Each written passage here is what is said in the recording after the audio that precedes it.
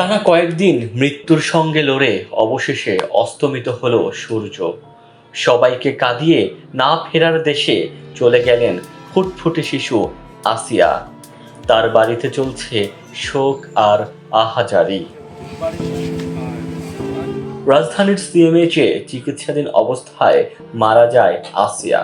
এ খবর শোনা মাত্রই শোকে স্তব্ধ হয়ে পড়েন সবাই। আসিয়ার মৃত্যুতে যেন লজ্জিত পুরো জাতি। সামাজিক যোগাযোগ মাধ্যম জুড়ে বইছে শোক আর ধিক্কারের শোরগোল। মাগুরায় আপন বড় বোনের বাসায় বেড়াতে যায় আসিয়া।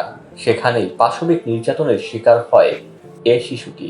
বড় বোনের শ্বশুর সহ দুইজন তার উপর চালায় অমানসিক নির্যাতন। সেখানে তাকে ধর্ষণ করা হয়, পাশাপাশি যৌনাঙ্গে ধারালো বস্তু দিয়ে আঘাত করে বলে জানিয়েছে চিকিৎসক। এই ঘটনায় ধর্ষকের বিচার দাবিতে বিক্ষোভে উত্তাল হয়ে পড়ে পুরো দেশ। সর্বস্তরের মানুষ আন্দোলনে অংশ নেয়। বিভিন্ন স্লোগানে ধর্ষকের সর্বোচ্চ শাস্তি ফাঁসির দাবি করা হয়। ডেস্ক রিপোর্ট, দৈনিক ডেস্টিনি।